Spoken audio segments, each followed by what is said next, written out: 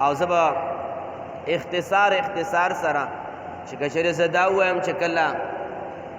د دمشق او د شام په سفر باندې روان شو نو په شام کې ډېر علماو سره ملاقات وکړو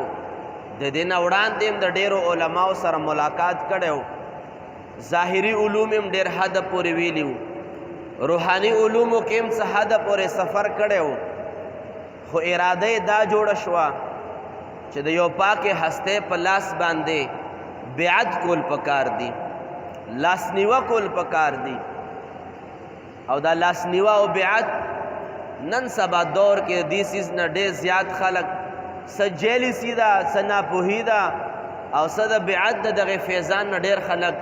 د جهالت په صادر کې لاندې محرومه پاتې شوي دي خو غرض دا چې داتا علي حجویر رحمت الله علیه کمال ته رسېدلی شخصیت و خو لیکن هغه دا ضرورت محسوس کولو چې ما علوم هم سر ته ورسېدل روحاني علومو کې هم کافي سفر وشو خو لیکن ځان دپاره روحاني او استاذ هم کتل پکار دي چې کله د شام په سفر کې د حضرت سیدنا ابوالفضل ختانی رحمت الله علیه ورته میلاو شو ختلی رحمت الله علیه ورته میلاو شو نو هغه سره چې کله کېناستو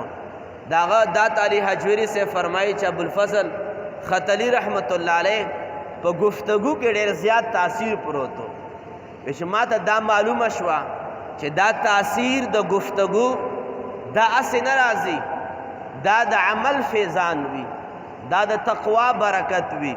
نو د دې د وجې نه فرمایي چې زه ورنږدې شوم او ما ورته عرض وکړو چې یو ادنا غوندې طالب تاسو په لاس کې بیعت کول غواړي د ستاسو سره لاس نیوه کول غواړي تاسو که اجازت وي د غلامۍ شرف ماته نصیب کړئ استاد ابوالفضل ختلی رحمت الله علیه ورته فرمایي چې بالکل ما اجازت درته ځکه شته دی د استاذ رحمت الله علیه او د خپل مرشد او د خپل پیر صاحب رحمت الله علیه الفاظ داو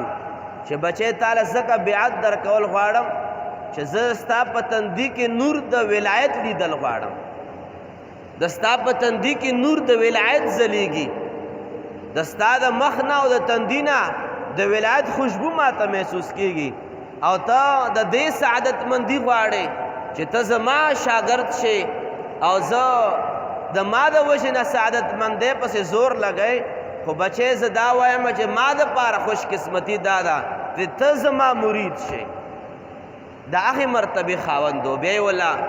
هغه وخت کې چونکې دا خبره هم ستاسو نه پټه نه وي 4 مشهورې سلسلې دي قادریه شریفه نقشبندیه شریفه سهروردیه شریفه او چشتیه شریفه دا 4 مبارک سلسلې دي خدا تقریبا د حضرت سیدنا حضور غوث اعظم رضی الله تعالی عنہ نه بعد په دغو نامو باندې لوی مشایخو طرف ته منسوب شوي چې ځان له تفصیل دی خو هغه زمانه کې دا سلسلې په دې نومونو باندې نه وې ځکه چې عبدالقادر جیلانی رحمت الله علیه ډېر وروستو راغلی د حضرت سیدنا دات علي حجویر رحمت الله علیه نه هغه وخت کې قادریه سلسله چې وه قادریه شریفه سلسله دا په جنیدیه سلسله باندې مشهوره وه نو بیا هغوی مبارکو ابوالفضل ختلی رحمت الله علیه په جنیدیه سلسله کې چې هغه جنیدیه سلسله حضرت سیدنا شیخ جنید بغدادي رحمت الله علیه ته چې رسېدلې وه په هغې سلسله کې وله بیعت ورکړو چې حضرت حضور داتا علي حجویر رحمت الله علیه دا سلسله که نن سبا یادېږي نو په قادریه سلسله باندې مونږ وله نامه ورکولی شو غرض مه دا چې هغې سلسله کې بیعت وفرمایلو او چې څه ناڅه کمی پاتې وه په بیعت باندې ورپوره شوه او خدای پاک وله هغه چې کوم زه الفاظ ما د خولې نه ادا کېږي ما ذهن له څه ډېرې خبر راځي زه کمه خبره د دې هستې مبارک بیان کم خو خپله فرمایي چې زه د هغې استاذ نه او د هغې پیر صاحب او د هغې مرشد پاک نه ما لاس نیوه وکړه چې یو ورځ ورسره په دمشق کې روان وم او ډېر تیز باران و او د باران دومره لوی چپې وې چې زه په هغې کې د خپل استاد صاحب سره شاته روان یم ډېر زیات متاثره کړم. هغې باران ډېر تیز و او ځمکه هم چونکې خاور نه ډکه وه خټې پکې جوړې شوې. زه چې کله ځان ته ګورم زه ټول د خټو نه ما جامې زما خپل پیزار زما خپې د کیچړو نه او د خټو نه ډکې شوې او بدن خو مساس کوي بدن نه مساس کی راورېدل دومره لوند شوم. چې کله ما یو لحظه خپل استاد ابوالفضل خطري رحمت الله علیه ته ما وکتل ما استاد په بدن باندې یو لوند څاڅکی هم نشته. چې ما چې پیزارو ته وکتل لاندې خپو ته مو وکتل یو خټم پورې نه ده نښتې. چې زه په دې باران په دوران کې ما ورته وی چې حضور په دې باندې پوه نه شوم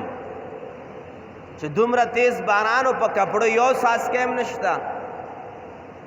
او دومره زیاتې خټې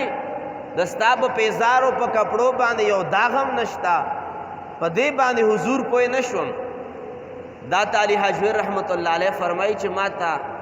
خپل استاد سے رحمت الله علیه فرمایل چې بچې دا ته چې وینې دا حق وینې دا صحیح وینې وایي چې دا مرتبه ما ته هله حاصله شوه چې کله ما د خپل ځان نه باطني خیرې صفا کړو چې هغه د حسد خیرې دی هغه د لالچ خیرې دی هغه د مال او د دولت خیرې دی هغه د جاه او د جلال خیرې دی هغه د بغض خیرې دی هغه د تکبر خیرې دی هغه د دروغو خیرې دی. کله چې ما اندرونی خیرې صفا کړو خدای پاک مالا دا مرتبه راکړه اندرونی خیرې ما به د الله په فضل صفا کو باطنی خیرې رانه الله پاک اوچت کړو. زه چې باران کې ګرځم ما لندی نه زه چې په کیچړو کې ګرځم زه ګنده کېږم نه اندرونی خیرې ما صفا کړو باطنی خیرې رب العالمین ما ته نه راولي. او ورته وی فرمایل چې دا زما اندرونی صفائی وشوه زګه خدای پاک بیرونی صفائی را نصیب کړه. فرمایي چې زما د مرشد پاک دا حالو اسې چې دومره باصفا شخصیت او دومره دغه ګندګیو نه اندرونی او د خبائث او د رذایل نه انسان پاک شي ضروری خبره ده. هغه سینه په مثال د شیشې وګرځېږي هغه سینه او هغه زړه په مثال د شیشې وګرځېږي. بیا چې انسان دغه شیشې ته ګوري ناس په یو ځای کې بیا نظارې د لرې لرې ځایونو کولی شي. دا هغه اولیاء کرامو صفات دي هغه برکات دي. غرض مدا دا تعالی حجویری رحمت الله علیه دغه صاحب رحمت الله علیه نبیاتو کو او چې کله په لنډو لنډو بي وایم وخت مختصر دی او که 2-3 منټه زیات شول نو معذرت غواړم. دا تعالی حجویر رحمت الله علیه فرمایي چې کله زما مرشد پاک رحمت الله علیه وفات کېدو نو زه تبلیغي دورو باندې شرق او غرب ته تللی وم خو ما ته وی چې بچې ما مرګم را نږدې دی او ما تا ته دا وصیت دی